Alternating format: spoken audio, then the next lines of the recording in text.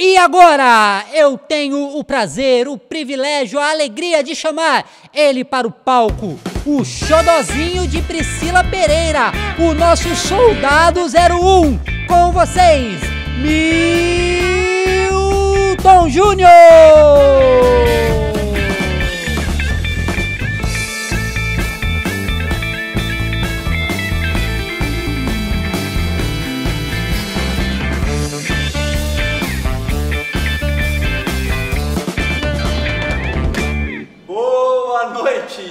Estamos no ar com mais um programa do Tom. Chegamos ao episódio 6 com muita felicidade, porque até aqui Deus já tem nos abençoado. E estamos aqui compartilhando direto dos estúdios TBBC com mais um episódio super especial. A semana passada o Marcelinho fez um vídeo falando que queria roubar o meu lugar. Pois bem, eu chamei a polícia. Anuncia aí, Marcelinho, e corre que o bicho vai pegar hoje, hein? Cara, onde é que eu ponho essa maçã aqui, cara? Nossa, eu odeio esse Candy Crush.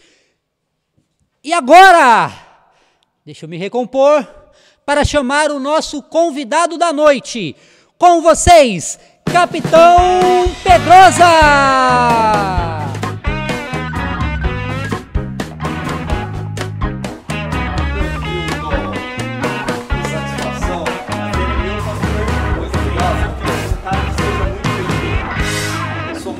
Cadê o humilhante? Cadê o humilhante? A Pode quem prender, eu devo prender? pode prender. Marcelinho ali, ó. No final a gente conduz ele. Com certeza, Tem um pastor. camburão lá fora esperando ele. Fechou. Vamos prender esse meliante aí.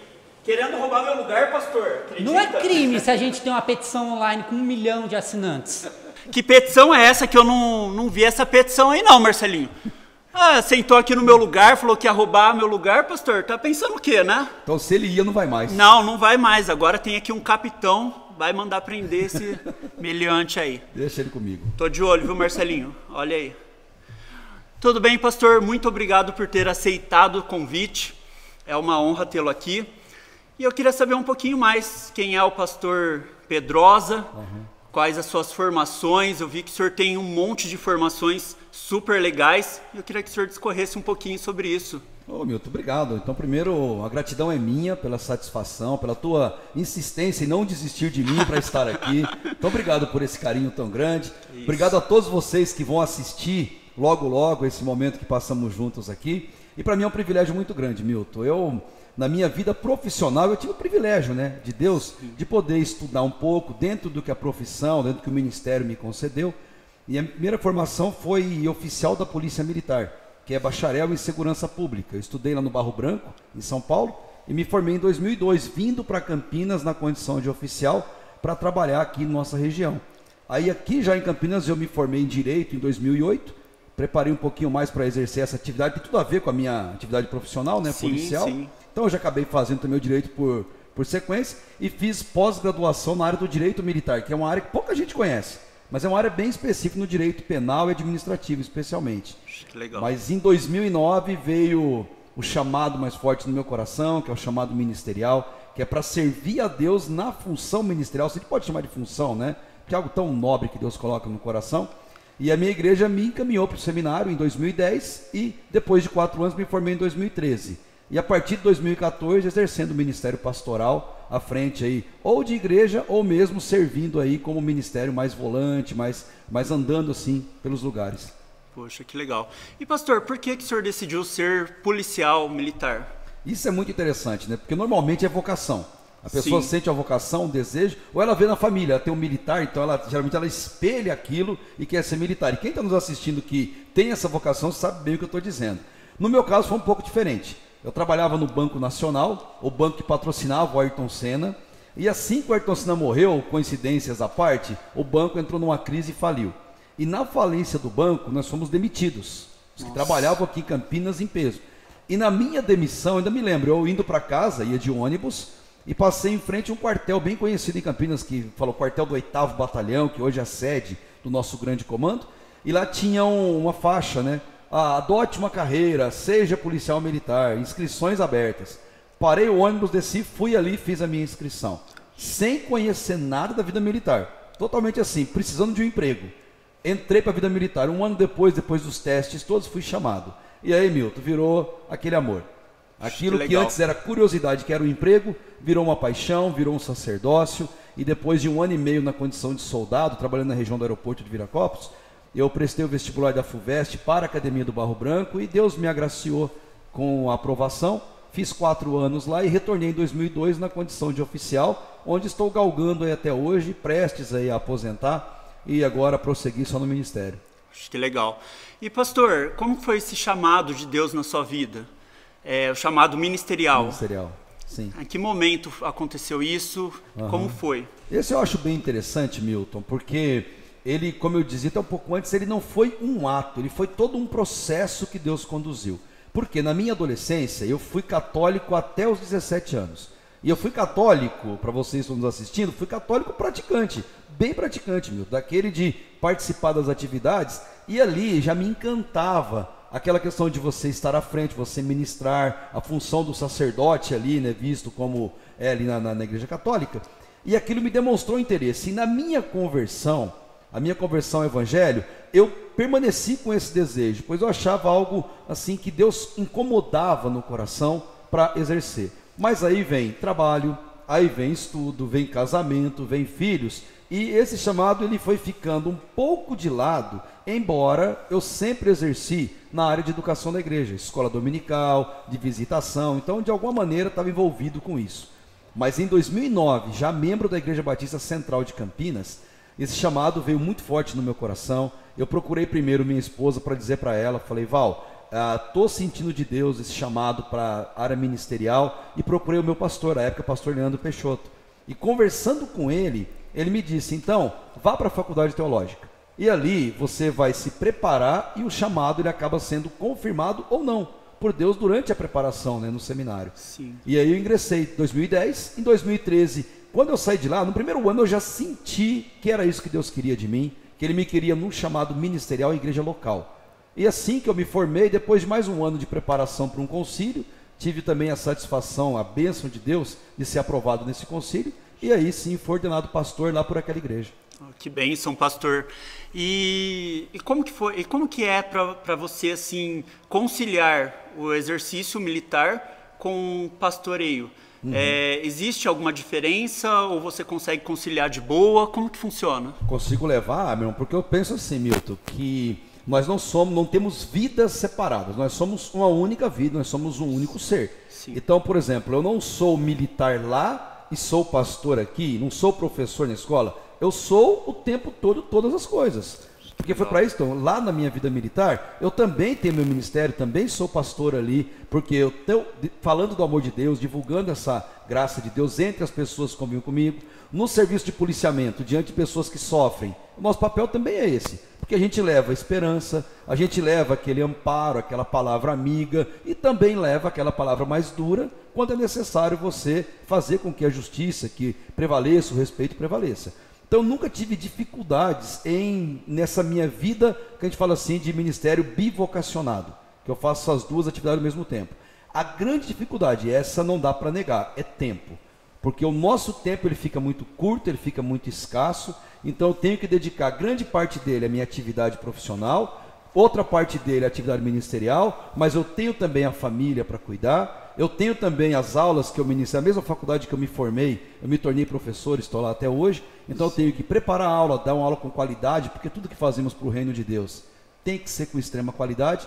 Então o que eu sinto é isso, é o tempo. Parece que hoje, Milton, 24 horas é muito pouco. Verdade. Nosso dia tinha que durar no mínimo 36. Para a gente conseguir fazer tudo isso e ainda assim dormir pelo menos 8 horas por dia. O Milton, o pastor falou sobre a importância de ter a noção de que é um ser só, né? O Milton tem muito disso também, né? O Milton tem essa consciência, né? Por exemplo, o Milton ele é desesperado para casar. Aqui na igreja, ele é desesperado para casar, lá no emprego dele, ele é desesperado para casar, lá no churrasco da família dele, lá, ele é desesperado para casar. Em todo lugar que ele está, que ele coloca as plantas dos pés dele, o Milton... Então dá um conselho bom para ele. Dá um conselho bíblico para o Milton. Milton, não andeis ansiosos por coisa nenhuma. Inclusive pela chegada da Priscila. Ó, o pastor já colocando mais gente na área. Pastor, não sacanhe, vai falando. Não, Porque quando a gente espera, vem melhor. Não pode esperar muito também, né? Também sem procurar, né, pastor? Tem que dar uma forcinha que é o caso. Que é o caso. Mas eu não sou tão desesperado assim como eles falam aqui no programa, não, tá, pastor? Não Só tô nesse nível, não. Que não. É um pouco de exagero, né? É um pouco de exagero. Bastante exagero, inclusive. Você está com o tempo a seu favor, Milton. Fica tranquilo. Ai, que bom, pastor. Fico feliz. Obrigado pelo conselho. Já estou mais calmo, menos ansioso. E vamos que vamos, né, Ou então pastor? a gente tem uma máxima assim, ó. Se quer casar, vista uma farda. Casa rapidinho. Sério? Muitos homens feios, me perdoe se vocês estão vendo, hein? Muito homem feio, o que ele faz? Ele é da polícia, porque assim casa rápido. Ô, pastor, só agora que eu fiquei sabendo disso. Eu te dei uma dica. Tá, as inscrições estão abertas lá no... Tá aberta sempre, aliás, o duro que vai ter gente assistindo e falando assim, foi o caso desse capitão aí. Né? Amanhã ele já tá lá. Infelizmente, fazer o quê? Amanhã, com certeza, Marcelinho. Tô lá, na inscrição lá, o pastor me aprova. Aprovo porque dá certo, Milton. Funciona. Pode acreditar, sou um testemunho vivo. Ótimo. Obrigado, pastor. Obrigado pelo conselho. Tranquilo, a gente caminha junto. E, pastor, na questão das suas formações, eu vi que o senhor tem muita formação, principalmente na questão ministerial, né? Sim. Além doutorado, o senhor está fazendo também, né? Sim, está em andamento ainda, porque assim que eu me formei na faculdade, porque a vocação ministerial, ela inclui você estar com o rebanho, você ensinar o rebanho, mas também tem a parte do ensino fora do ambiente de igreja, a parte acadêmica do ensino. Sim. Eu sempre senti esse chamado também, essa vocação de Deus. Aí o que eu fiz? Para me preparar melhor, assim que eu me formei, eu já ingressei no mestrado, na Faculdade Batista, lá em Curitiba. E ali no meu mestrado, que inclusive se tornou um livro, vamos conversar dele daqui a pouco. Sim, sim. Ali do mestrado, eu já ingressei direto na faculdade como professor, como eu estou até hoje. E depois já emplaquei também um doutorado, e esse é uma luta, rapaz, como é a luta. Não terminei ainda, tenho batalhado, falando um pouquinho da área da saúde da mulher, mas ligado à parte criminal. Como é a vida das mulheres nos presídios. E é bom que as pessoas saibam que tem mulher presa, mas a realidade prisional ela é feita para homens. Então as mulheres num presídio, está mudando agora, mas muito pouco. Ela não tem aquele tratamento, a estrutura feita para mulheres, ela é toda feita para homens. Então há uma adaptação, e sempre onde há adaptação, existem os problemas, as dificuldades, os sofrimentos, especialmente quando lidamos com gente. E são muito diferentes, né? O comportamento, a própria fisiologia da mulher é diferente, e eu tenho pesquisado e trabalhado nesse assunto agora para poder concluir meu mestrado, meu doutorado, perdão. Que legal, pastor. O pastor, interrompendo, estudou em Curitiba. Sim, eu fiz o mestrado na Faculdade Batista do Paraná. Legal, ficou quanto tempo mais ou menos em Curitiba? O mestrado foram 2 anos. 2 anos em Curitiba, hein? Em Curitiba.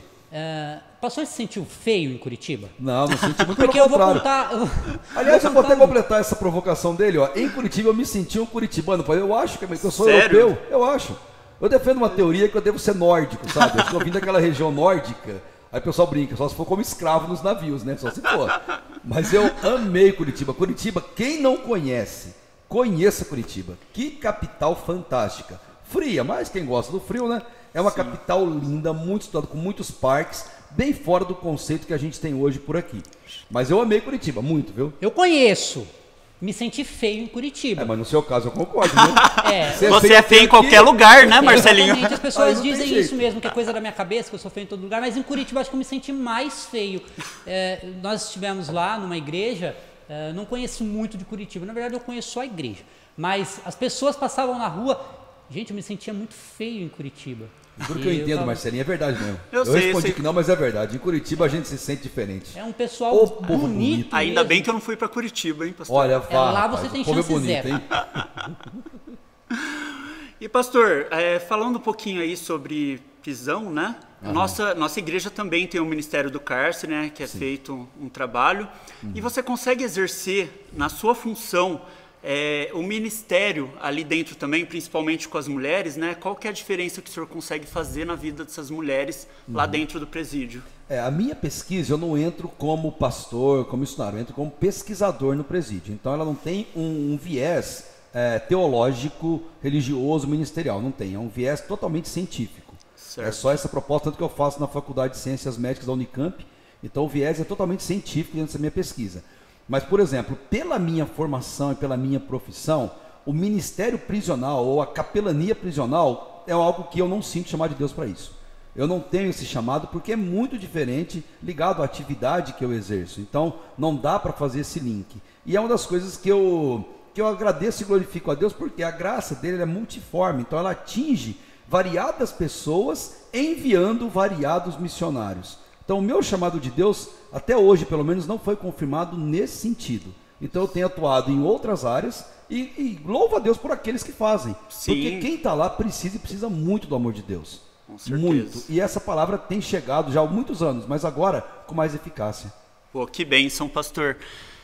Fico feliz, né? E no programa a gente tem um quadro chamado especialista, né? Um especialista fala sobre um assunto e nós vamos rodar o VT agora. Roda o VT, Lucas.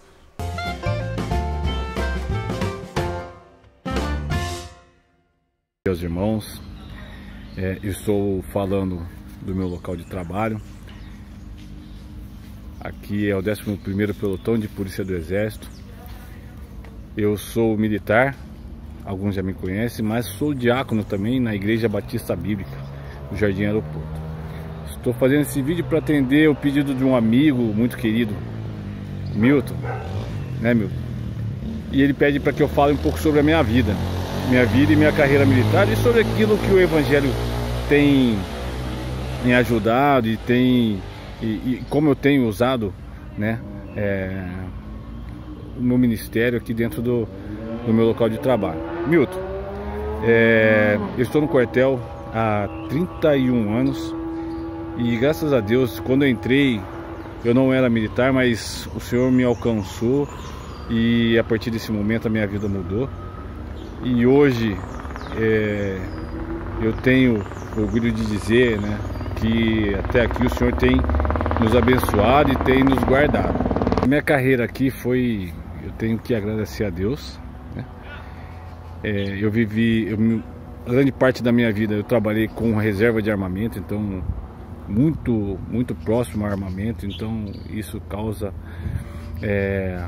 algum perigo, né, durante a nossa vida, mas eu tenho que dar graças a Deus porque o Senhor nos guardou. E depois mais no final da carreira eu comecei a trabalhar com a parte de transporte, então eu cuido de 17 viaturas. Então, Milton, hoje, já terminando minha carreira, o que eu posso dizer é que sou muito feliz por tudo aquilo que passei. E ao Evangelho eu tenho que agradecer a Deus porque tive a oportunidade de falar de Jesus para outras pessoas. E durante esse tempo, se não me engano, pelo menos 5 ou 6 pastores hoje, né? Pessoas que chegaram aqui e não conheciam Cristo e hoje são pastores. Então eu tenho que agradecer a Deus. Pastores, alguns me acompanharam em missões difíceis, missões assim, onde eu fiquei no Rio de Janeiro 3 meses, né? Sobre situações de grande perigo, mas a gente fazia nossos cultos, nós fazíamos nossos cultos antes de sair para as missões. Então, Milton, no decorrer desse tempo nós tivemos momentos de orações, né? Então, dentro ali do horário do almoço, a gente nos reunimos e fazíamos momentos de orações, onde nós levávamos os pedidos de orações e não falando sobre placa de igreja, mas aquilo que estava de necessidade que tinha no coração daqueles jovens. Então, graças a Deus, Milton, eu pude trabalhar bastante, eu pude falar do amor de Cristo. Estou indo embora, mas tem um grande amigo, um subtenente que está ficando, que também é uma bênção. Ele conhece da palavra e tem levado isso aos nossos garotos. Então estou muito feliz, Milton. Estou muito feliz por esse tempo que eu passei por aqui. Graças a Deus. Deixar meu abraço, meu cumprimento ao pastor Edmar Pedrosa, né? Acredito também que no decorrer da carreira dele, que deve ter sido de muito sucesso, ele também deve ter tido muitas oportunidades de falar do amor de Cristo, porque são muitas pessoas que passam pela nossa vida. E graças a Deus, né, Milton? Graças a Deus que nessa nossa missão nós temos a oportunidade, né? Muitas vezes a gente pede oportunidade para falar do amor de Cristo, e nessa situação, nessa carreira que nós temos a oportunidade de falar do amor de Cristo para muitas pessoas, porque são muitas pessoas que passam pela nossa vida. Então, meu abraço, meu cumprimento ao pastor, e um abraço para você também, Milton. Deus abençoe a sua vida e que o seu programa continue crescendo e, se Deus quiser, virando um sucesso, tá? Deus abençoe e fique com Deus.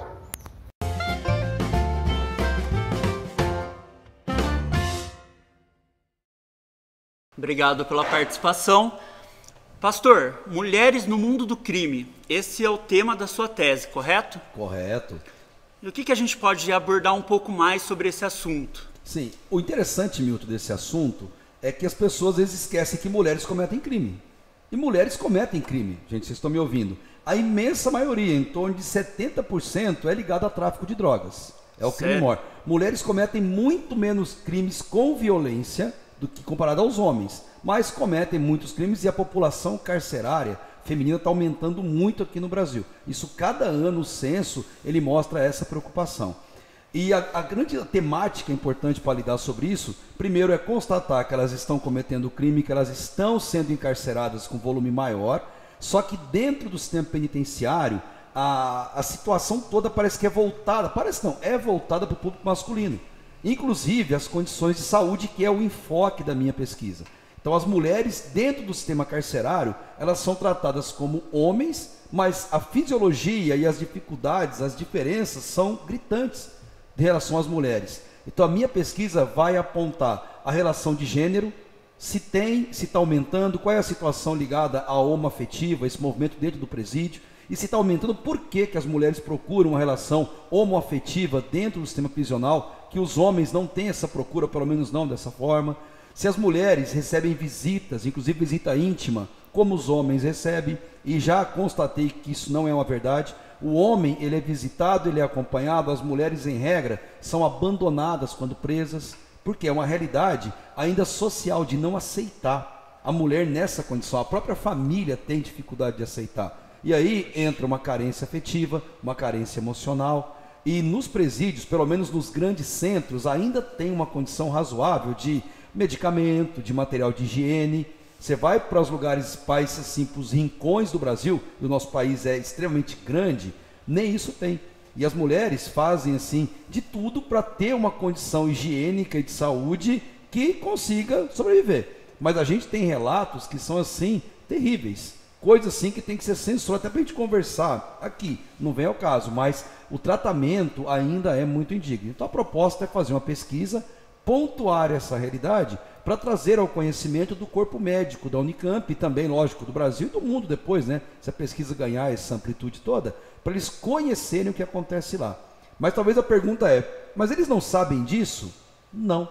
Por quê? Nós temos as questões de segurança pública, as informações, elas têm uma confidencialidade, elas não saem de lá, então não tem uma exposição do que acontece. E o pouco que se tem é matéria jornalística. Então o jornalista, normalmente, ele é contaminado pela emoção, pelo romantismo, então às vezes não é aquela informação científica. A proposta agora é demonstrar de maneira científica, comprovando como é a vida delas dentro do mundo do crime, não fora, mas dentro dos presídios. E também mostrando o adoecimento que elas têm, doenças sexualmente transmissíveis, que elas levam para fora do presídio quando são colocadas em liberdade. Então tem uma repercussão muito maior, né, o tema. Sim. E por que esse tema o senhor escolheu, pastor? Porque ele tem a ver com a minha atividade profissional e também a Faculdade de Ciências Médicas. Então, em tese, ela só recebe médicos, mas é a faculdade mais democrática da Unicamp. Então ela admite profissionais de outras áreas para fazer o doutorado ali, desde que o assunto tenha interesse na área médica. E como despertou interesse, eles atendem muito mulheres de presídio, tanto para a questão de parto, pré-natal, a própria questão de adoecimento, e eles não têm esse know-how, não têm essa expertise, né, para conhecer como a coisa acontece lá dentro. E aí, por eu ter essa formação e essa facilidade com esse acesso, é que escolheram esse tema. Muito interessante. Bastante. E o senhor sabe por que tem crescido o número de mulheres cometendo crimes? Tem alguma explicação? O senhor já conseguiu pesquisar algo sobre isso? Já, isso nem está muito a ver com a minha pesquisa em si, o aumento, mas com a realidade que eu enfrento. Eu já estou há 25 anos na Polícia Militar, e o que a gente vê nitidamente que é o aumento da criminalidade como um todo. Não está ligado a um gênero específico, como um todo, tanto a criminalidade mais infantil, mais adolescente, criminalidade com homens, com mulheres, tudo isso tem aumentado. O que a gente percebe é até a gente está dando um nome interessante agora, que vemos aqui um novo cangaço, fazendo uma menção do cangaço no sertão nordestino lá, que teoricamente terminou em 1938 com a morte lá de Lampião e Maria Bonita. Lá era a mesma realidade, porém agora mais tecnológica e glamurosa. Então muitas mulheres estão entrando no mundo do crime por esse glamour, por esse senso de pertencimento que é tão relevante, status, e principalmente por um amor bandido. E isso, gente, é uma realidade. Mulheres se apaixonam com muita facilidade pelo mundo do crime, por homens criminosos, por conta desse status, da afetividade e outras questões também que acabam levando elas nas comunidades mais carentes para essa realidade. E a partir daí a gente tem experimentado sim esse aumento baseado nessas relações que a gente tem enfrentado. Talvez, pastor, a mídia ajuda nesse sentido, novelas, filmes, que às vezes romantizam esse tipo de relação. Isso tem a ver com o conceito que as pessoas acabam aderindo para si como uma realidade? Você tocou numa questão muito profunda, Milton, que é uma grande realidade. Essa é a realidade mesmo. Isso você pode perceber, vocês perceberem e vocês estão nos acompanhando. O que dá mais sucesso nos canais de streaming? Pode reparar. É toda série, todo filme em que infratores se dão bem, em que policiais são mostrados como pessoas bobas, pessoas assim, infantilizadas, pessoas sem qualquer tipo de conhecimento, de treinamento, e o bandido se dá bem. Tem várias séries. Sim. Basta você observar e a pessoa começa a torcer para o bandido, pelo vilão, para que o vilão se dê bem. O que a gente chama isso é de uma inversão de valores, ou na teologia, a gente chama de abertura de filtros. O que para nós há poucas décadas era errado, a gente combatia, hoje esse filtro foi se abrindo, e o que era errado a gente começa a aceitar com mais facilidade, seja na questão da sexualidade, seja na questão da educação em casa ou mesmo fora, e seja na questão do crime. E a gente passa a achar isso bonito, glamuroso, aceitável, e passa até a olhar assim com certa pena, Milton. Sim. Mas eles estão fazendo isso porque eles são pessoas excluídas da sociedade, vítimas da sociedade, eles só estão procurando um meio de vida, mas não é bem assim, né? As pessoas nunca devem aceitar você buscar um meio de vida prejudicando a vida dos outros, um meio de subsistência tirando o patrimônio dos outros. A gente, seguindo por esse caminho, a gente vive um caminho assim que é uma verdadeira, a gente chama de uma bestialidade social. Aceitar o erro como certo e o certo passa a ser errado. Verdade. E esse é o cuidado que a gente tem que ter hoje como sociedade.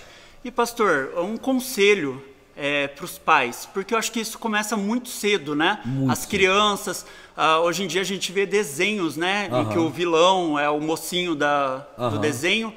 Que tipo de conselho o senhor daria para os pais para acompanhar esse crescimento das crianças, adolescentes, né, dos jovens em si? Sim. O primeiro conselho que eu sempre digo, né, os pais devem deixar os filhos serem exatamente assim, crescerem e mostrarem quem eles são. Não transformar filho em robô. Não cabe mais nesta geração filhos marionetes, filhos robotizados, filhos de controle remoto. Não temos mais isso. Tanto é verdade, Milton, eu quero falar isso para você que está nos assistindo, que a grande massa da população carcerária no Brasil, ela é oriunda de igreja protestante, igreja evangélica. Eu vou até melhorar, ela é oriunda de meio cristão. Então, a grande massa que fornece as pessoas para esses ambientes, e quando eu digo grande massa, estou falando de 80% a 90%, é grande demais. E eles vêm de onde? De um ambiente de igreja. Por quê? Porque não aprenderam a amar o Deus de amor, amar o Deus de justiça, mas aprenderam a seguir padrões pré-estipulados. Quando crescem, eles querem descobrir o mundo. E, infelizmente, acabam indo para um lado oposto daquele que eles foram formatados, vamos dizer assim. Se você for, Milton, numa clínica de recuperação de drogado, ou próprio em São Paulo, qualquer lugar que tem espalhado por aí, você vai ter um número aterrador diante de você. que no mínimo 60%, a média 70% dos internos vieram de igrejas evangélicas. E não é que eles vieram porque procuraram ajuda, não, eles eram membros, frequentadores de escolas dominicais, frequentadores de culto, de grupo de louvor, mas em algum momento eles foram para esse lado. Então, para os pais, o grande alerta é não tirar dos filhos a liberdade deles serem eles mesmos, deles construírem a identidade deles amarem a Deus, a palavra de Deus, a igreja de Deus, ser algo prazeroso, gostoso. Eu imagino quão prazeroso é assistir um programa desse, falando de Deus sem os formalismos, né? Que nos foram impostos. Então esse conselho é muito importante. E um segundo, é os pais observarem, não como matéria punitiva ou punição para os filhos, o que eles estão vendo. E a gente não achar bonito assistir a série 1, série 2, série 3, que fala do crime lá na Europa, que conseguiu entrar na Casa da Moeda e roubar, e mostra como patetas as autoridades. Não achar isso como algo bonito, louvável, e até estimular os filhos a usarem fantasias desse pessoal em eventos que usam fantasia. Gente, o crime não é bonito.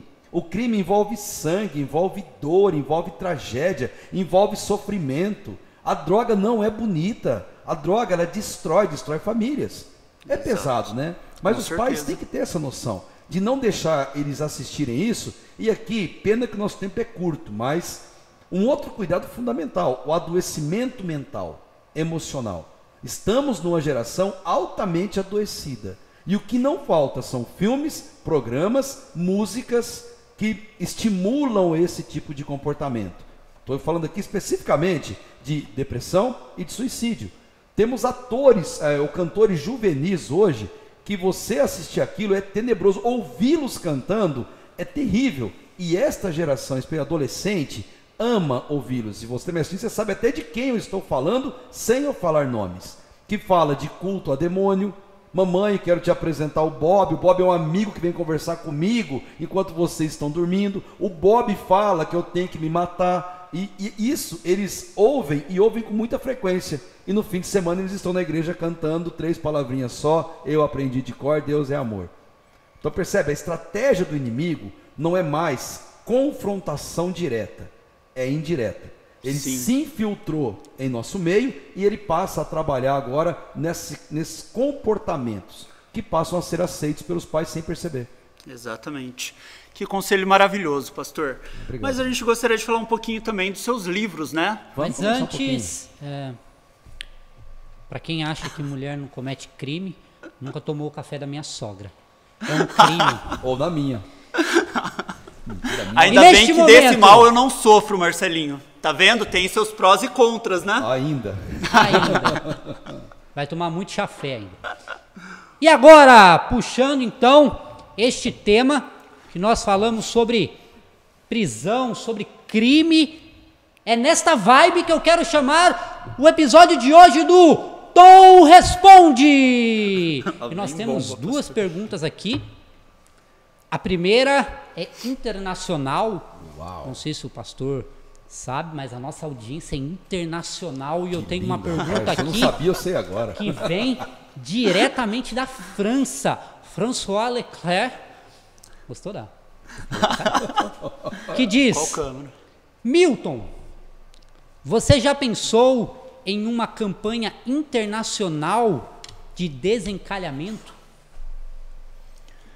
Não é da sua conta. Nossa.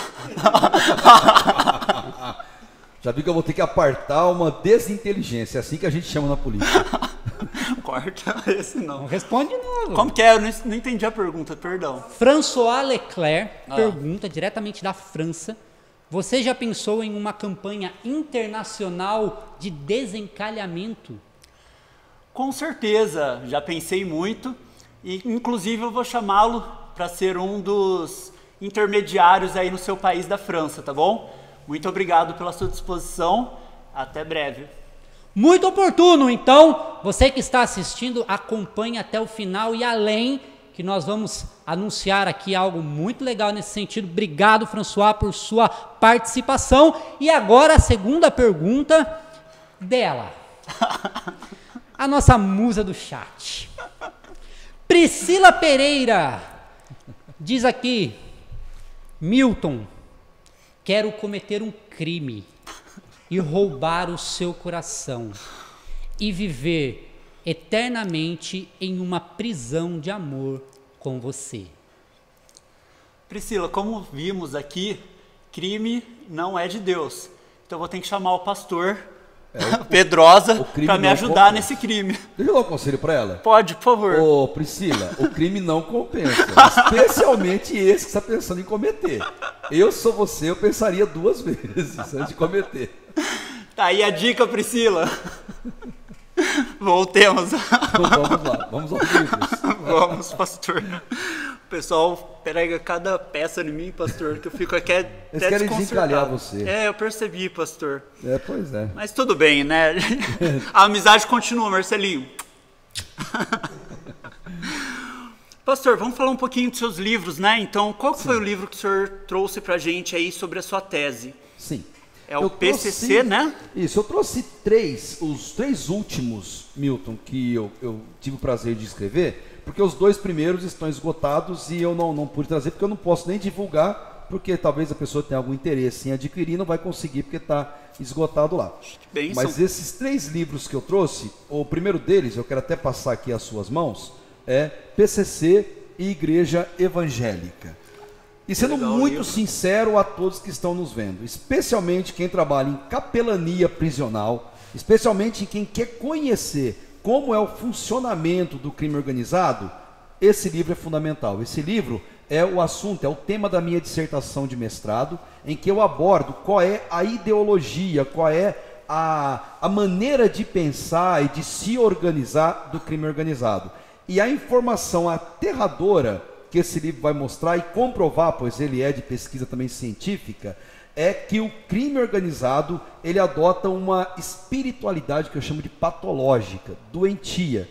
Porque eles têm uma ideação de Deus, eles oram antes de cometer crime, pedem a um pastor ou a algum líder missionário orar nas biqueiras onde vende droga. Então eles praticam delitos e frequentam igrejas, inclusive dão dízimos, lavam dinheiro em igrejas, e fazem isso com a maior tranquilidade, sem ter a concepção de pecado, de justiça de Deus. Porque para eles, o que a pesquisa apontou, é que a facção, ela está maior do que o próprio Deus, e a facção determina as regras. E aquilo que Deus considera pecado, a facção considera pecado contra a instituição, levando inclusive a pena de morte daquele que anda contrário às regras que ela estipula. E são mortes graves, são mortes sob tortura, e aí eu conto como é a organização deles, como que eles se estruturam de maneira militarizada em matéria de hierarquia, como que eles se organizam em matéria ideológica, usando Deus, né, como a base para cometer as suas arbitrariedades. E no final do livro eu apresento uma espécie de um dicionário com os verbetes mais utilizados pelo crime. Todos da época da minha pesquisa eu consegui colocar aí, então tem um número bastante grande, que também satisfaz a curiosidade. Para líderes cristãos é muito importante eles saberem a infiltração do crime nas igrejas e como que eles lidam e tratam com isso, sem se envolver, mas também sem ter problemas com isso. Acho que legal. E polemizando um pouco, né, pastor? Deixando aí para os pastores que estão assistindo, né, líderes religiosos, que seria muito interessante ler esse livro. Aceitar o dízimo nesse sentido do crime é pecado? Eu diria assim, além de criminoso, além de nefasto e além de patológico, é pecado. Porque o Deus que é o Deus dono do ouro e da prata, que não precisa do nosso dinheiro, ou seja, doar é um privilégio que o cristão tem, exercer esse privilégio na vida. Um dinheiro sujo, um dinheiro de sangue, e eu abordo muito isso no livro, é algo que Deus em hipótese nenhuma aceitaria, porque Deus é o Deus da vida, é o Deus da justiça, não é o Deus da facção, não é o Deus que é a facção criminosa, tanto aqui de São Paulo, quanto a do Rio e as demais do Brasil, que seguem a mesma linha. Que legal. Qual que é o próximo livro, pastor? Bacana. Logo depois, eu tive o privilégio de escrever o Teologia Militar, que eu vou passar aqui também às suas mãos. Tá aqui. A ideia de Teologia Militar, todos eles estão à venda. Você pôs no site, todas as lojas virtuais tem eles, tanto físicos como em e-book, bem tranquilo para você encontrar. O Teologia Militar, ele já é um livro eu ia falar mais polêmico, mas mais polêmico do que o PCC e Igreja Evangélica é meio difícil, né? Sério? Eu diria quase impossível. Mas em teologia militar, qual é a tese principal que eu defendo ali? Que Deus, ao se revelar à humanidade, ele usou a linguagem escrita. Porque Deus sabe que a escrita é a forma de você comunicar às próximas gerações os ensinos que são relevantes. E Deus escolheu a linguagem escrita e usou um fundamento, um pano de fundo, que era o pano de fundo militar, que era o que as pessoas conheciam na época, seja do Antigo Testamento, seja do Novo. O militarismo estava totalmente envolvido com a vida das pessoas. E Deus, ao se revelar, eu vou pontuando em algumas partes da Bíblia a temática militar, explicando que o Evangelho de Marcos ele foi produzido por Pedro em Roma, enquanto falava com os militares, palestrando ali durante uma semana, e vou explicar a linguagem militar, os porquês que ele usa isso, que Paulo veio de uma família militar, que conhecia da farda como ninguém, da hierarquia militar, tanto que era cidadão romano, e escreve em Efésios capítulo 6, ele fala de usar a farda ali de um jeito, a armadura de Deus comparada a uma farda romana, com propriedade de quem conhece mesmo, de quem vivencia. E em Romanos 13, ele aborda que a autoridade usa a espada para punir os maus, inclusive os servos de Deus, que devem ter cuidado e respeitar as autoridades, senão elas trazem espada. E a você que está nos assistindo, espada no conceito paulino é o fuzil AR-15 de hoje, é o fuzil 762 de hoje, é a pistola Glock Bell HK de hoje. Por quê? Ele explica em Romanos 13, se você ver a sequência do texto, a partir do versículo 1, que a autoridade traz a espada para punir, e a espada na época tinha o fator de punição com a morte. Era isso que ela executava. Então eu abordo nesse livro de maneira bem minuciosa. Porte de arma é lícito, ilícito, é bíblico o porte de arma, e as pessoas vão se surpreender que o porte de arma não só é bíblico, como parte de uma ordem de Jesus em dado momento. Mas para isso, você precisa ler. Ou a gente fazer um talk show só sobre esse assunto um dia. É verdade. Ele é bem gostoso de falar. Sim, sim. Falo sobre pena de morte, falo sobre o aborto, que está totalmente agora o assunto, falando sobre aborto. Sim, e aí, bem completo, recente. falando sobre isso, que não devemos matar o inocente. Então eu faço uma explicação militar sobre isso também. Entre outros pontos que eu vou abordando, são 8 capítulos que eu trato sobre isso. E o último deles, você não pode deixar de assistir. No último deles eu explico o evento Davi e Golias sob a vertente militar. E eu te garanto, garanto para vocês que estão assistindo e garanto para você, Milton, você nunca ouviu sobre isso. Por quê? Eu pesquisei muito e é inédito esse assunto. A abordagem militar de como aquilo aconteceu. Foi um milagre de Deus? Foi, mas Davi, ele usou militarismo puro para fazer aquilo que fez e atingir o seu intento. Então, se você quer conhecer, vale muito a pena você adquirir esse livro, Teologia Militar. Tem até uma página no Facebook para ele, uma fanpage no Facebook, que vai sair aqui no izinho, no izinho. Você vai poder ver depois lá. Gostando, é uma leitura que vai valer muito a pena. Poxa, que legal, pastor. Nunca tinha visto por esse lado. Ninguém nunca abordou, na verdade, né? Exatamente. Não existe nenhum livro, nenhum... Sobre essa vertente, não. Inclusive, no próprio direito, é incrível, porque no mundo do direito, praticamente ninguém conhece do direito militar. Da temática militar, o militarismo parece que ele é meio deixado só para os militares, mas não é. O militarismo ele tem a ver com a vida das pessoas. As pessoas não sabem que existe pena de morte no Brasil, não aquela pelo crime, não aquela ilegal. Existe pena de morte no Brasil pela Constituição Federal. Sério? Então é bom que você saiba, já existe em caso de guerra, dependendo do crime cometido, como deserção, por exemplo, que é abandonar a tropa, ou criar uma guerra para o seu país de maneira desnecessária, você responde por pena de morte, que no Brasil é por fuzilamento depois de 8 dias, em que a pessoa espera para ser executada. Isso vem de onde? Direito militar romano, que Paulo fala com muita propriedade. Só a título de curiosidade, Paulo ele foi morto e foi decapitado, e Pedro crucificado. Por quê? No direito militar, um militar tem direito a uma morte honrosa. O que é a morte honrosa? Que não sente dor. Então, decapitação era a morte indolor para aquela época. Quem não era romano tem que ter uma morte infame, dolorosa. E a crucificação era a morte mais cruel para aquele período. E Paulo, ele tem esse privilégio. E quando que ele morre? Ele recebe a sentença de morte, e a gente já sabe que ele vai morrer pelo menos 8 dias depois. Porque o direito romano previa 8 dias de um período de carência, vai que há um arrependimento do próprio imperador, uma clemência do imperador, que acabe perdoando a vítima. Nunca vinha esse perdão. Era execução mesmo.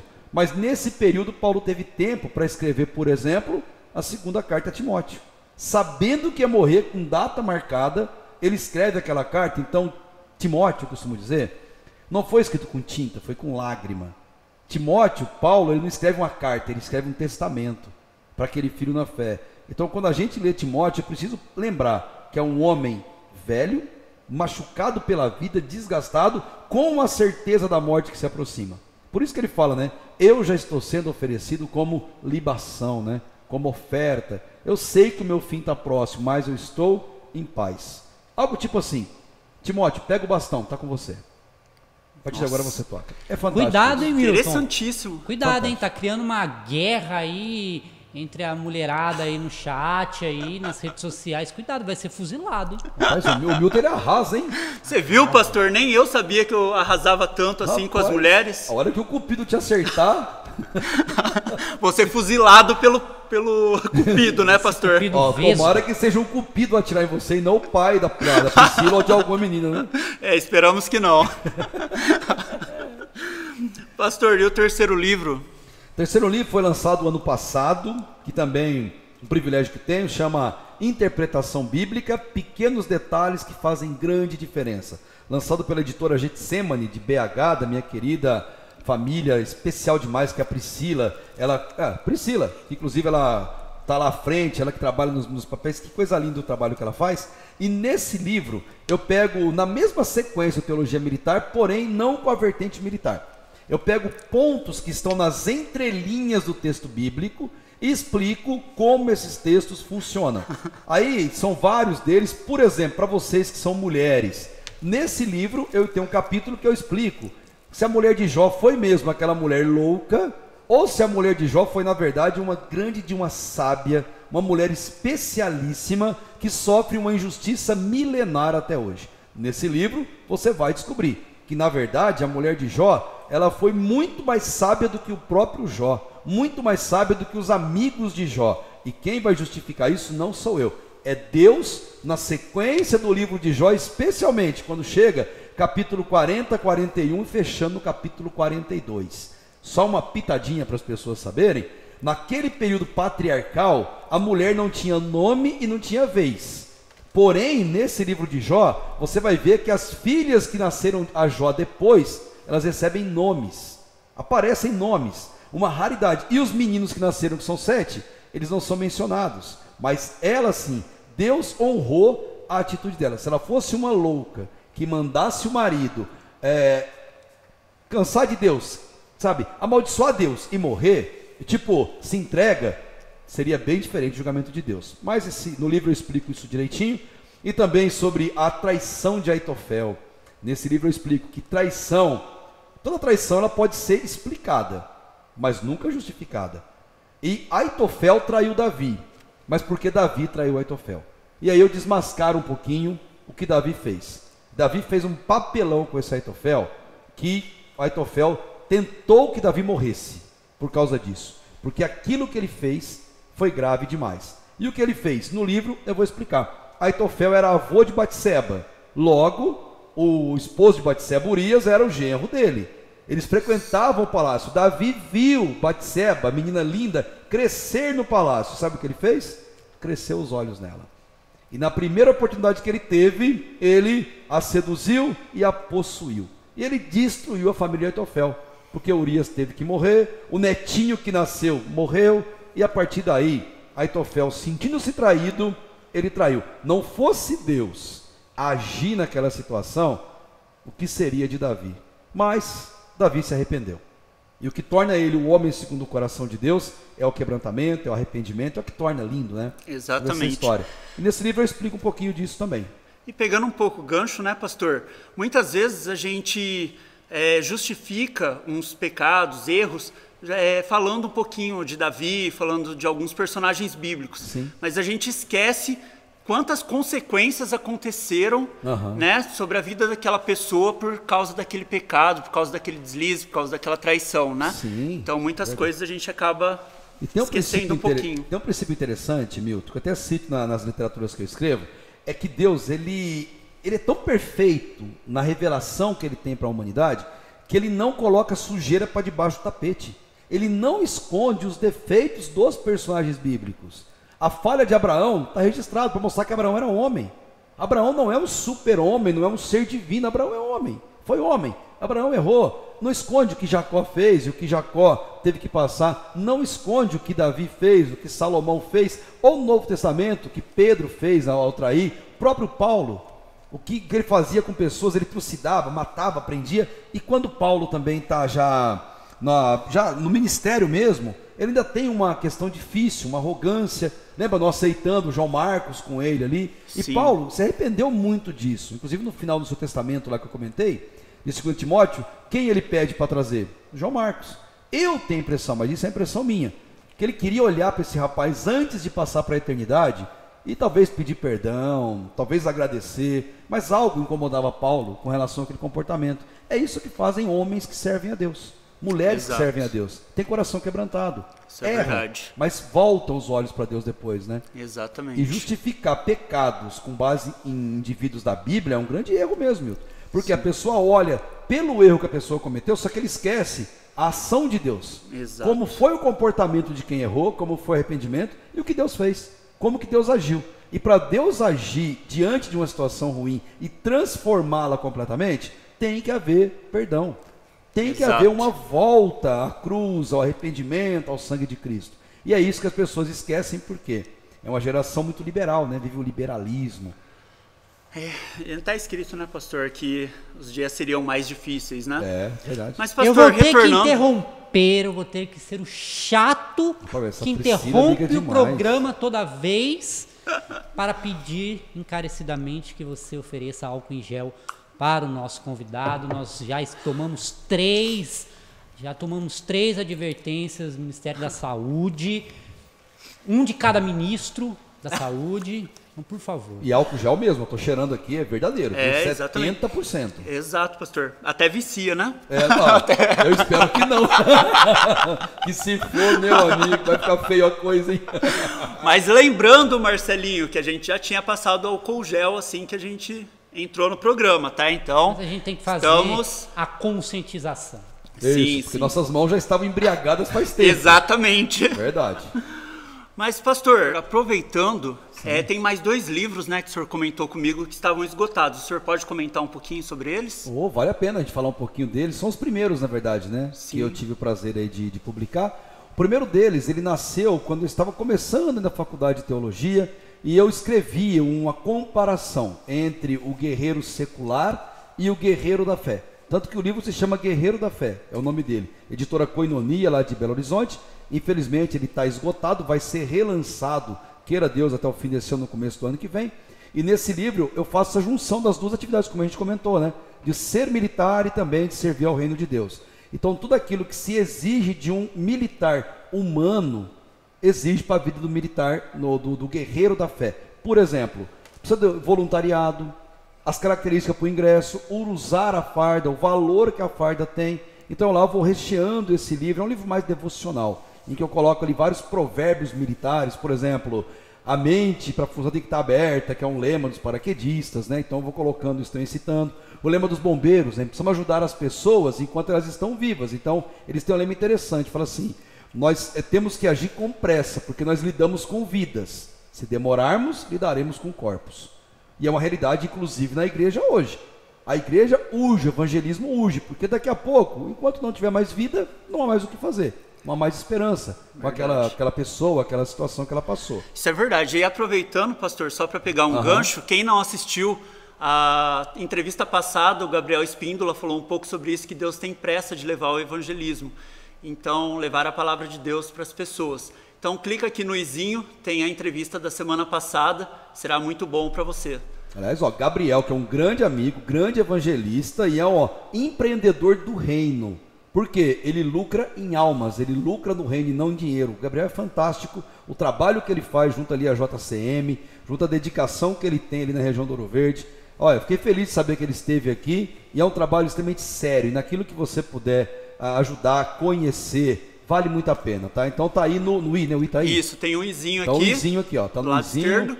Vai valer a pena você conhecer um pouco desse trabalho do Gabriel. É maravilhoso, a gente saiu daqui encantado, pastor, com o trabalho. Fantástico. Evangelismo nato, Gabriel, e é isso mesmo, a urgência da gente trabalhar isso. Nesse livro eu procuro fazer esse autoconhecimento, a gente se entender cristão, o que precisa para poder fazer essa comparação.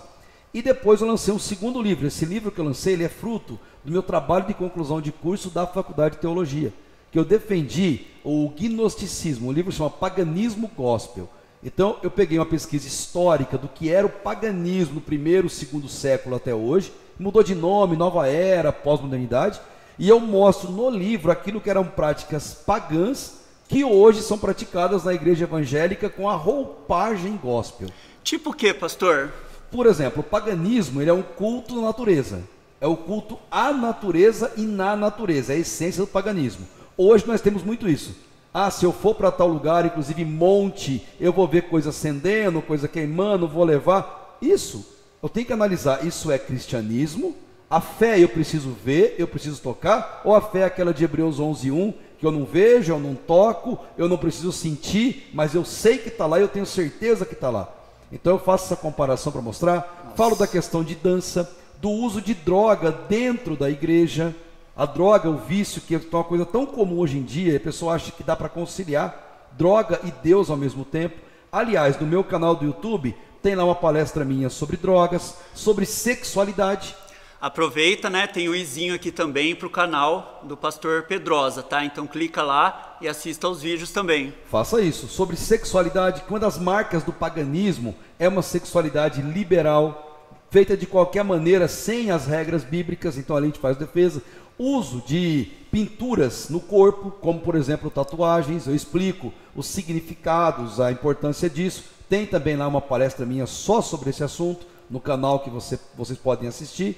Então o livro ele aborda essas questões todas, mostrando se aquilo é pagão ou se aquilo é bíblico, se aquilo é gospel. Então é um livro muito provocativo, tanto que ele esgotou e logo ele vai ser relançado. E ao ser relançado eu faço um anúncio dele aí para todo mundo conhecer. Pô, legal. E pastor, pegando o gancho um pouquinho aí sobre tatuagem, o que o senhor poderia nos destacar um pouco sobre isso?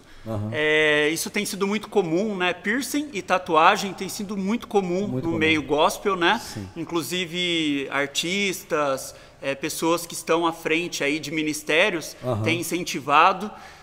Qual é o conceito por trás da tatuagem, do piercing? Qual que é a opinião do pastor sobre isso? Sim, de maneira muito rápida, que é o que o tempo nos permite, né? Para falar disso, existe muita questão da moda, que está aí nos grandes canais de mídia, todas as pessoas fazendo por mero modismo, que é muito comum, e a moda move as pessoas mesmo, mas por trás da moda também existem outros fatores importantes, fatores psicológicos, que pode levar alguém a marcar o corpo. Tudo quando falamos de tatuagem, tudo que a gente fala é relativo, nada é fechado, nada é categórico. Por exemplo, uma pessoa que tatua pode ser que ela tenha algum problema, alguma demanda de ordem psicológica, algum sentimento ou frustração represada, que ela acaba colocando no corpo. Pode ser, inclusive, o nome de alguém querido, de um filho, de alguém. Mas a pessoa faz isso de maneira inconsciente, ela quer demonstrar amor, ela quer mostrar para todo mundo que ela ama aquela pessoa. E como que ela faz? Ela exterioriza isso no corpo. Mas talvez por ter um sentimento assim, ou de fato por amar absurdamente uma pessoa, uma circunstância, coisa do gênero.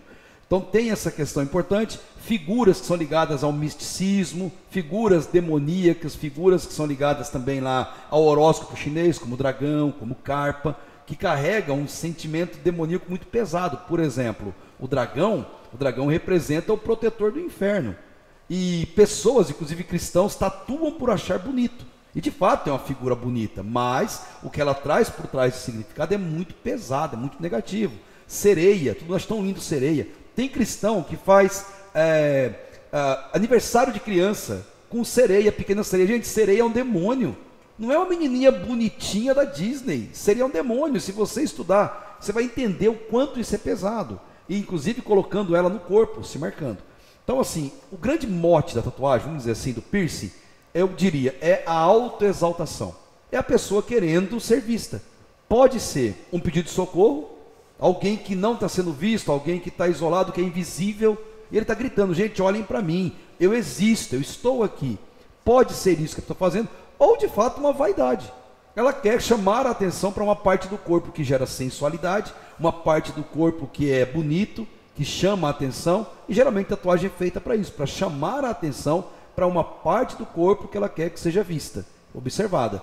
Ou tendo esse significado, como eu te disse, de uma coisa mais represada, mais interiorizada na pessoa.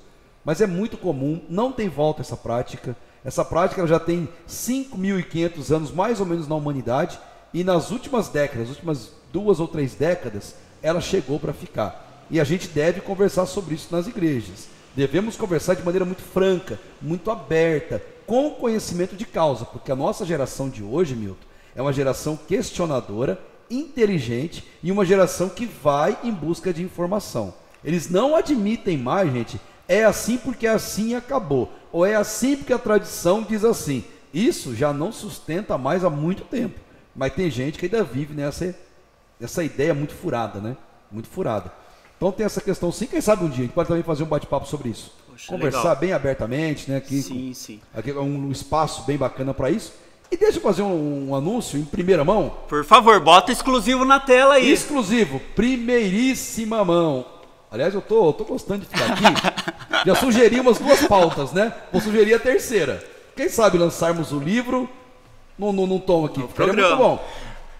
Estamos terminando a primeira temporada, pastor. Vamos orar aí para ter uma próxima temporada, né? O que precisa para ter a próxima? É gente inscrito, mandando mensagem? Gente, divulguem para ter a próxima. Ajudem aí. Se inscrevam no canal, tá? Ajudem, divulguem, curtam, né, o vídeo. Às vezes tem muita gente assistindo e poucas curtidas. Com certeza vai ajudar bastante aí pra gente continuar a programação. Então vamos fundo. Olha, eu tô amando fazer aqui, imagina você que tá assistindo, é gostoso. Nossa, tá sendo, sobre isso. Pastor, cada pessoa que vem aqui é fantástico, a gente é desafiador pra gente. Não só para as pessoas que estão em casa, né, que o maior intuito era a gente levar conhecimento, né, tocar no coração das pessoas.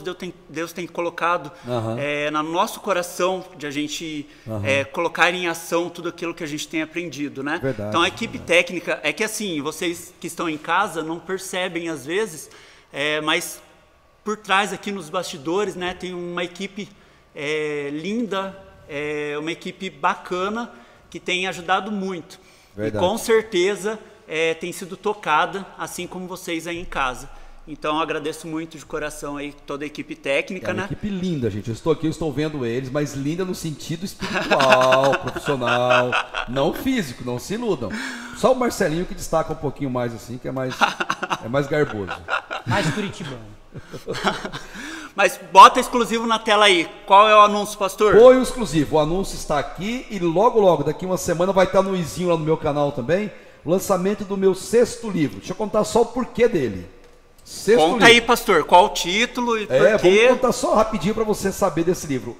A doença do século, nós já sabemos, e esse ano é o ano que a Organização Mundial da Saúde disse que ela ia chegar e acertaram, que é a depressão, que leva ao adoecimento mental e que leva ao suicídio. Então o assunto depressão, ansiedade, crise, suicídio, eu trabalhei esses assuntos dentro de um livro que se chama O Terapeuta Chamado Jesus e os Seus Cuidados com a Doença da Alma, com as doenças da alma, em que eu convido o leitor a entrar no setting terapêutico, a deitar no divã e permitir-se ser analisado por Jesus, passar por uma terapia com Jesus. E todo o livro eu vou discorrendo sobre esse adoecimento das almas e como Jesus lidava na época dele com as pessoas. Como ele tocava, como ele curava, como ele conversava, como ele curava primeiro a alma para depois curar o corpo das pessoas. E eu vou apresentá-lo nessa obra como esse grande terapeuta e concluindo na parte final, dando dicas práticas e reais de como nós nos tornamos terapeutas não profissionais. Terapeutas que vão lidar com as almas das pessoas. O grande foco do livro, usando o exemplo de Jesus, é mostrar que uma alma, ela não precisa só de um profissional, uma alma precisa de outra alma. Pessoas precisam de pessoas. E como que se evita adoecimento mental, como que se evita suicídio, por exemplo, se lida uma alma encostando em outra alma e dando àquela alma o que ela mais precisa. O que ela mais precisa é escuta. Se chama escuta empática, colocar-se no lugar. Escuta ativa é você observar, abandonar celular, abandonar tudo, olhar nos olhos da pessoa. e deixar a pessoa falar, seja o que for que ela vai falar, sem preconceito, sem enfiar a religião goela abaixo. Deixa a pessoa abrir o coração, e de tudo que ela falar, por mais grave que seja, pode ser um aborto, pode ser um crime, pode ser algo que ela fez na vida que é tão pesado, depois que a pessoa falar. Aí você pergunta, e o que você sente com relação a isso? O que anda no seu coração? Como você está com relação a isso? E aí você apresenta Jesus como terapeuta, que pode, não só pode, como ele quer, perdoar, curar e resolver todo o nosso problema. Nossa. Então o livro, O Terapeuta Chamado Jesus e o Seu Cuidado com as Doenças da Alma, primeiríssima mão. Daqui uma semana eu vou recebê-los da editora Getsemane também, do pastor Jorge Linhares, e aí vai ser uma ampla divulgação no meu canal que está aí no izinho, e também para todos vocês poderem acompanhar e se quiser adquirir. E é um momento muito propício, né, pastor? Então, o Setembro Amarelo, né, que Sim. é de prevenção ao suicídio, então tem muita gente divulgando vídeos aí, né, Exato. De incentivo, e vai ser uma grande bênção, tenho certeza. Essa época exige isso, e é uma frase que eu gosto muito, uma pessoa que pensa em suicídio, que tem uma ideação suicida, nenhum suicida, ele quer se matar. Ele quer matar a dor que o leva a pensar em morrer. E se a gente entender isso, olhar com mais empatia para o próximo, podemos até nunca trazê-lo para a igreja, nunca levá-lo à conversão. Não é essa a questão, mas podemos evitar que essa pessoa tire a própria vida. Nossa. E aí sim, nós podemos dizer que nós tivemos um ministério terreno que valeu a pena. Deus nos chama para evangelizar, mas tem para cuidar da natureza, da obra da criação e de pessoas que Ele coloca no nosso caminho. E nesse livro eu vou discorrer bastante sobre isso. Que bacana. Pastor, o senhor é pastor, é militar, é palestrante, é professor, é autor de livro. E se as pessoas que estão em casa querem entrar em contato com você para trazer uma palestra, para comprar o seu livro, onde que é encontrado o seu livro, fala aí pra gente, a gente vai escrever aqui embaixo também, mas fala pro pessoal onde a gente pode encontrar. Nas redes sociais fica fácil me encontrarem, tanto no YouTube, tem também lá no Facebook, tudo pelo meu nome, Edmar Pedrosa. Tem também pelo Instagram, é só fazer contato lá, tem a minha imagem padrão ali em todos eles, é bem tranquilo. Sim. E os livros estão em todos os canais de venda, é só a pessoa entrar, vai encontrar. Em algumas livrarias físicas também vai encontrar esse livro. Eu fui no Campinas Shopping, né, para quem é daqui de Campinas, eu fui lá, logo na entrada tinha os livros do pastor Edmar Pedrosa. Verdade. Então fica fácil aí para vocês encontrarem. Aliás, quem não é de Campinas perde, beber essa água maravilhosa que tem aqui. E vocês têm aí os contatos aí embaixo, então, para seguir, né, para poder entrar em contato com o pastor. Joia. Pastor, Deus abençoe sua vida, de verdade, de coração, muito obrigado por ter aceitado o convite, foi muito enriquecedor e desafiador para a gente, como todos os entrevistados têm sido aqui para a gente. Obrigado, Milton. Deixa uma palavra para a igreja, uma palavra que você gostaria de despedir daí. Sim. E muito obrigado pela sua participação. Poxa. Gratidão é minha, Milton, pelo carinho, pela insistência, obrigado de coração, tá bom? Dentro dessa vida corrida que a gente tem, hoje você citou só um pouquinho das atividades que a gente tem, mas Deus é bondoso, Ele tem nos dado condição de poder servi-lo, né, no ministério que Ele tem nos colocado. Então fica a minha gratidão a você, a toda a sua equipe, pelo carinho, por ter me recebido aqui.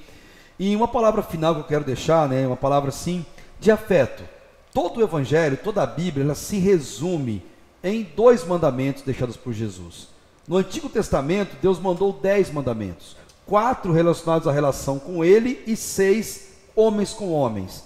Jesus, ele resumiu esses mandamentos e disse que a lógica do reino de Deus é: ame a Deus sobre todas as coisas.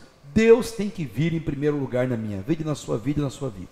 Deus tem que estar acima de tudo, da nossa família, do nosso emprego, nossas condições, de tudo. Deus tem que ser o primeiro. Mas como que a gente prova que Deus é o primeiro? Cristo explicou: amando ao próximo como a nós mesmos. Ame pessoas, valorizem pessoas, se importem com pessoas. Lembre-se, Jesus, ele veio ao mundo na sua condição humana por pessoas. Ele morreu por pessoas. Ele fundou igrejas para as pessoas e ele vai voltar para buscar pessoas. Então, ame pessoas, dediquem-se a elas, façam tudo sem interesses na relação com elas e toquem a alma das pessoas, porque Jesus, o que ele mais fez em seu ministério terreno foi tocar almas. Nem todos que passaram por ele se converteram a uma vida com ele, mas todos foram profundamente tocados por ele. Jesus, ele era amor onde passava, ele transpirava amor onde passava. Então, como mensagem para todos vocês que estão nos acompanhando, lidem com pessoas, amem pessoas, se anulem por pessoas, e Deus há de abençoar grandemente a sua vida, há de usar você grandemente. Lembrando que nós não somos a graça, nós não somos Deus, mas nós temos o privilégio de ser o canal por onde a graça passa, de ser o canal por onde Deus passa e atinge as pessoas. Que Deus abençoe, que Deus use muito a vida de vocês, use muito a vida desse projeto fantástico. Amém. E também obrigado de todo o coração por esse carinho tão especial. A gente que agradece. Esse foi o pastor Edmar Pedrosa e nós vamos para a nossa mensagem da noite.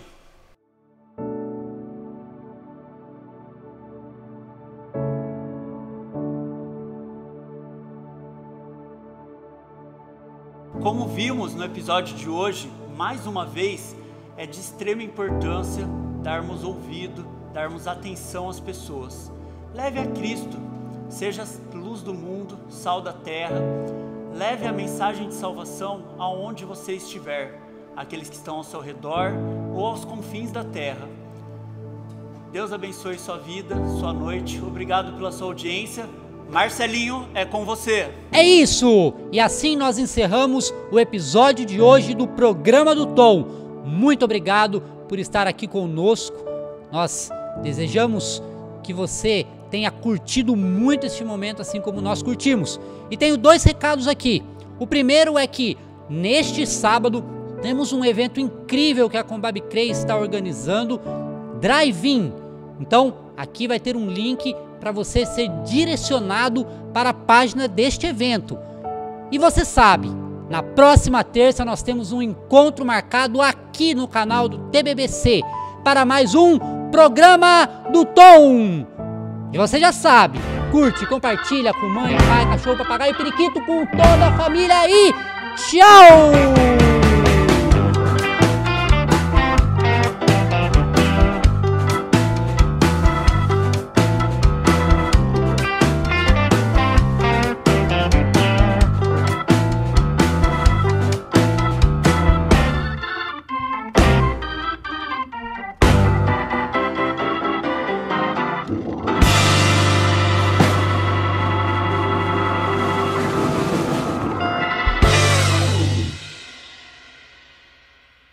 E não acabou. Então gostaria de aqui convidar você a assistir a nossa escola bíblica dominical. Temos aqui os estudos de Cristologia que foi dado pelo professor irmão Ricardo Hilário. Inclusive ele me deu esse livro com uma dedicatória e eu estou aqui fazendo jabá deste livro excelente que ele me deu. Obrigado, irmão Ricardo.